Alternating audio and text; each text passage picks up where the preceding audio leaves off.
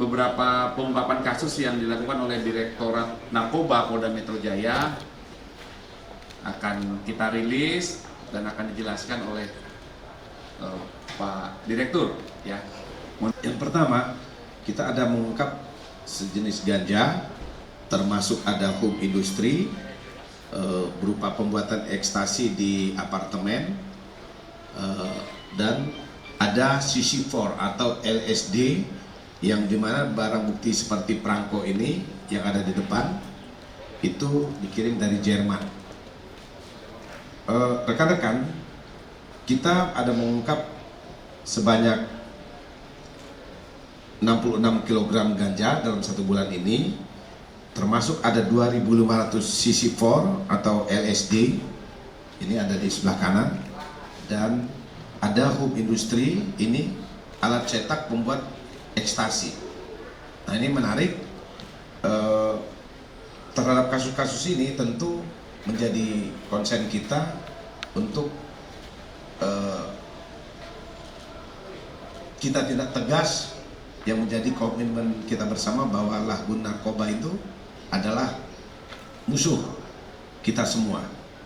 Rekan-rekan, yang pertama pengungkapan kasus ganja ini yang menariknya adalah ada antar provinsi. Nah, antar provinsi ini dengan berbagai modus. Yang pertama ada pengiriman melalui kargo dengan menyamarkan paket seolah-olah itu makanan, ya. Yang kedua, ada juga paket yang dikirim seolah-olah itu kopi. Jadi untuk membuat kopi dan lain-lain. Dari modus-modus yang ada dengan penyamaran pengiriman seolah-olah makanan ataupun minuman. Ada kopi, ada pun yang seperti satu lagi adalah paket makanan.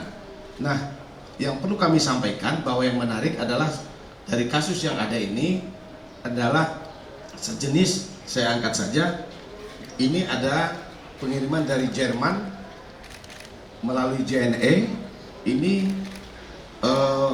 jenis CC4 atau CC4 atau LSD, ini narkotik golongan 1. Jadi pengemasannya lebih, modusnya lebih, kita seperti kalau orang bawa mungkin kita tidak percaya kan. Tapi ini narkotik golongan 1, dia sejenis ekstasi. Yang cara pemakainya pun diletakkan di langit-langit atau di bawah bibir. Nah, yang menarik lagi, setiap satu perangko, sejenis perangko ini sudah dibuat kecil-kecil, ini nilai jualnya mereka luar biasa. Jadi mereka jual bisa sampai 100.000 satu biji kecil ini. Modus yang ada ini menjadi perhatian kita semua, industri pembuatan ekstasi di apartemen. Nah, penyewa apartemen ini dengan menggunakan KTP orang lain, tapi diizinkan oleh apartemen menggunakan apartemen tersebut yang bersangkutan beda dengan persyaratan yang ditentukan apartemen. Apartemen menyewakan apartemen tersebut terhadap pembuat ekstasi atau home industri ini dengan menggunakan KTP orang lain. Rekan-rekan, terhadap 3 kasus yang ada, tentu kita kenakan sanksi pasal-pasal terberat di Undang-Undang Nomor 35 Tahun 2009 tentang narkotika. Demikian rekan-rekan, dari hal ini, yang pertama kasus ganja, kita bisa mengamankan 3 orang tersangka atas nama inisial IP, DY, dan HP.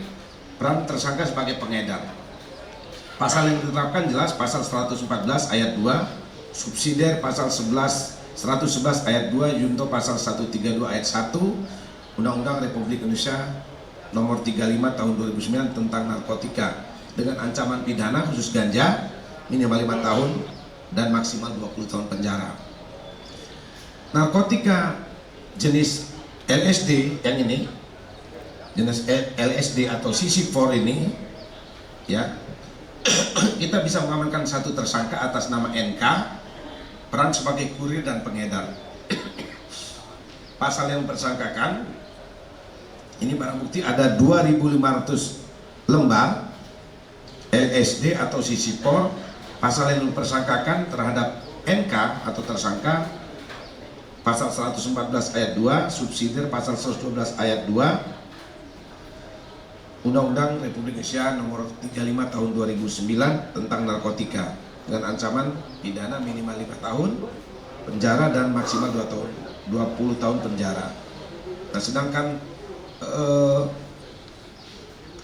kasus narkotika home industri, ekstasi atau clandestine lab ini kita ungkap pada tanggal 8 Maret 2024 di apartemen Centralen lantai 11 nomor 1167 Jalan Boulevard Raya Cengkareng, Jakarta Barat. Tersangka alias AI alias B peran sebagai produsen atau yang membuat ekstasi langsung. Nah, kita dari home industri yang kecil atau clandestine lab ini kita mengamankan berbagai macam alat yang digunakan untuk mencetak ekstasi, termasuk bahan baku yang ada seperti di depan ini. Ada pengering, pemanas dan lain-lain. Ada alat cetaknya. Depan ini ada alat cetaknya kecil-kecil itu warna oranye, ada merah pink. Itu untuk mencetak ekstasinya. Kita mengamankan barang bukti ada 416.